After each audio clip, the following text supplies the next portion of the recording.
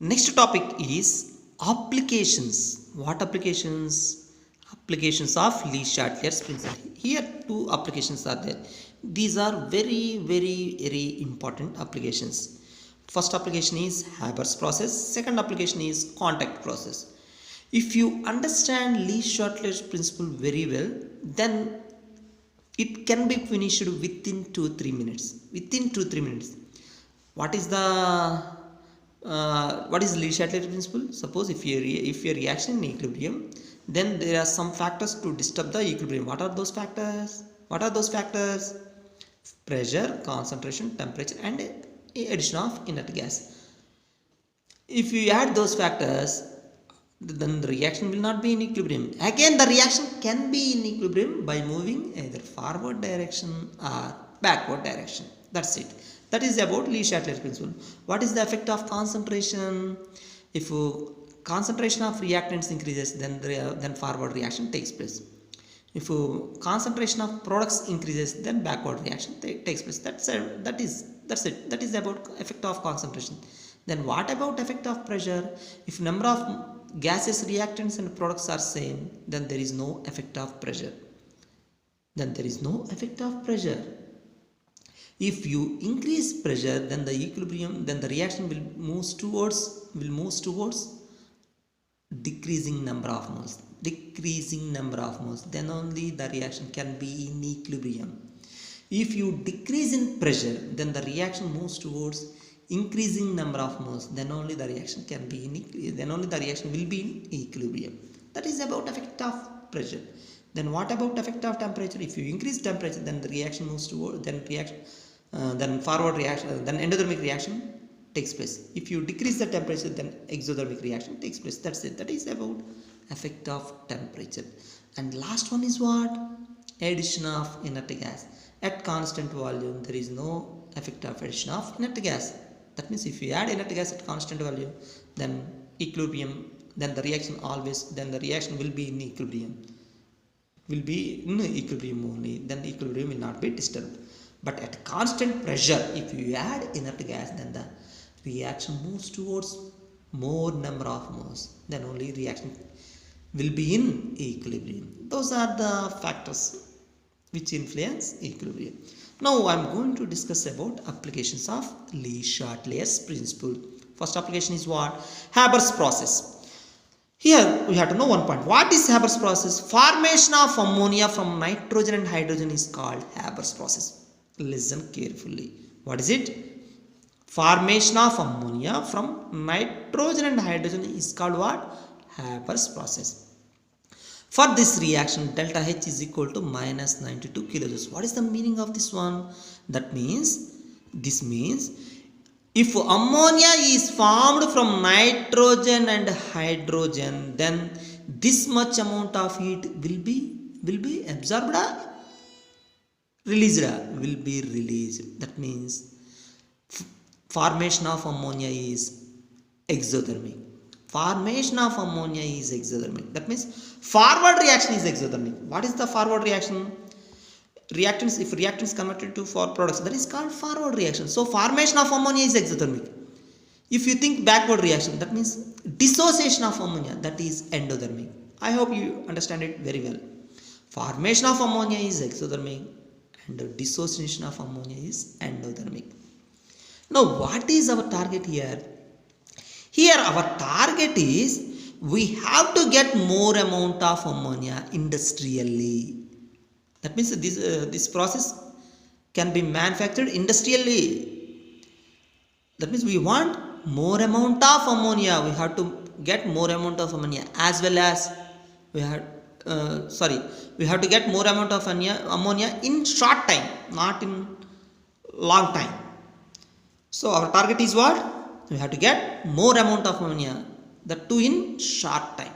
So that we have to apply Lee Chatter's principle. That means we are using applications.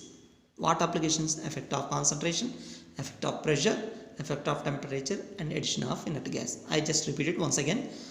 What is our target here? We have to get more amount of ammonia in short time. That means very fast. First application is what? Effect of concentration. To get more amount of ammonia, what is the concentration effect? Here ammonia is present in product side. Nitrogen and hydrogen are reactants. To get more amount of ammonia, what we have to do regarding concentration? Regarding concentration, we have to increase the concentration of N2 and H2, because these are reactants. If you increase the reactants concentration, then reaction moves towards forward direction. Then automatically we get more amount of ammonia. That's it. So what is the concentration effect? Increase in the concentration of N2 and H2, then equilibrium is shifted towards forward direction. That is, more amount of ammonia is produced. That is about concentration effect. That's it. Then what about pressure effect? We want more amount of ammonia. Here all are present in gaseous state: nitrogen, hydrogen, ammonia. Here how many number of gaseous reactants? 1 plus 3, 4. How many number of gaseous products? 2. Here 4 gaseous reactants, 2 gaseous products. What we have to do? Should we increase pressure or should we decrease pressure? We should increase pressure. Why? If you increase pressure, what happened? Reaction moves towards less number of moles. Here 4 moles. Here 2 moles. In forward direction, 4 moles becomes 2 moles. That means number of moles decreases. But in backward direction, 2 moles becomes 4 moles. That means number of moles increases. In forward direction, number of moles decreases. In backward direction, number of moles increases. What is our target? We have to get more amount of ammonia. So that we have to increase the pressure. Then automatically we get more amount of ammonia. See, increase the pressure is accompanied by the system. Then equilibrium is shifted to less number of moles. Then there is more amount of ammonia is produced. That's it. Next, effect of temperature. We get more amount of ammonia. That means forward reaction should be done. But formation of ammonia is what? Exothermic. For exothermic reactions, low temperature is favorable. So what we have to do? We have to decrease the temperature. But if you decrease the temperature, rate of reaction will be slow. We have to get more amount of ammonia in short time. So what we have to do? We have to take optimum temperature. What is the meaning of optimum temperature? Required temperature. That means not more, not less. Not high, not low. That is called required temperature. As per reaction, this is exothermic. For exothermic reactions, low temperature is favorable, but at low temperature, rate of reaction is very less. So that we have to take optimum temperature. See, since formation of ammonia is exothermic, so low temperature is favorable, but at low temperature, rate of reaction is very slow. So optimum temperature is taken.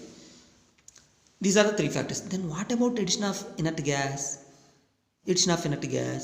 Here number of gaseous reactants and gaseous products are not same. Here 4 gaseous reactants, 2 gaseous products. So we cannot add inert gas at constant value. One more condition is there. We can add inert gas at constant pressure. If you add inert gas at constant pressure, what happens? Then reaction moves towards more number of moles. That means here more number of moles means reactants of products are reactants more number of moles. That means if you add inert gas, then reaction moves towards backward direction. But what backward direction shows? Dissociation of ammonia. We want more amount of ammonia. That means forward reaction should be done. So no need to add inert gas. If you add inert gas, backward reaction takes place. Our target is what? We should get more amount of ammonia. That means forward reaction should be done. So no need to add addition of inert gas. I hope you understand all the factors very well. So what are the favorable conditions? High pressure. High pressure is almost 200 atmosphere pressure we have to take for this reaction. Next, temperature, optimum temperature. What is it? 725 to 775 Kelvin. Next, catalyst is what? Iron. That means why we should add catalyst? If you add catalyst, then rate of reaction will be fast. Next, promoter. Promoter is what? Molybdenum. What is the meaning of promoter? Promoter is to activate the catalyst. That means if you add promoter, then catalyst activity increases. If catalyst activity increases, then rate of reaction will be more. So what is the meaning of promoter? The substance which increases the activity of the catalyst is called promoter. For this reaction, promoter is molybdenum. These are the favorable factors for Haber's process. What are the favorable? High pressure, optimum temperature, catalyst, promoter. That's it. You have to remember these points very well. Very well. Next, one more application is contact process. Contact process. Haber's process means formation of ammonia from nitrogen and hydrogen. Similarly, formation of sulfur dioxide from sulfur dioxide and oxygen. That is called contact process. This is also exothermic. When this reaction takes place, this much amount of energy will be liberated. That is why we have put here negative sign. Here also our target is what? We have to get more amount of sulfur trioxide in short time. That is why I am going to use applications of Le Chatelier's principle. So here forward reaction should be done. For that, what is the effect of concentration? We have to increase the concentration of SO2 and O2. If we increase the concentration of SO2 and O2, then equilibrium shifted to forward direction. Then we get more amount of SO3. Then what about effect of pressure? Here all are present in gaseous state. Sulfur dioxide, oxygen, SO3, all are present in gaseous state. In reactant side, 3 gaseous reactants, products 2. Here 3 gaseous reactants, here 2 gaseous products. In forward direction, 3 gaseous reactants converted to 2 gaseous products. That means number of moles decreases. In backward direction, number of moles increases. In forward direction, number of moles decreases. In backward direction, number of moles increases. Our target is what? We have to get more amount of SO3. So we have to increase the pressure. Why? If you increase the pressure, number of moles, then the equilibrium shifts towards.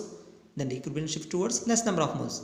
In forward direction, less number of moles takes place. See, 3 moles becomes 2 moles. So what we have to do? We have to increase the pressure. See, for the above reaction, high pressure is favorable. But here one modification is there. But at high pressure, the towers are going to be corroded. These compounds are making in larger tanks, ammonia, SO3. But in case of ammonia, here also high pressure is favorable. But ammonia having basic nature, but this SO3 having acidic nature. If you increase the more pressure, what happen?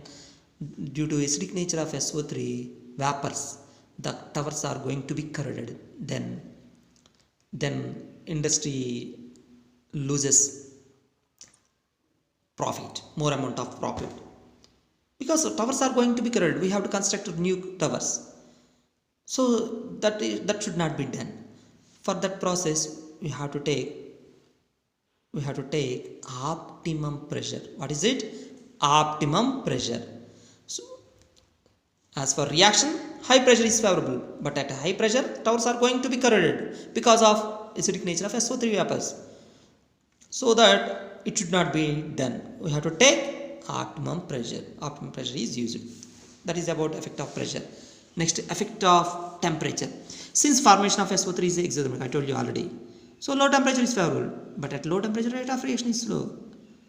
Again, we have to take optimum temperature as in Haber's process.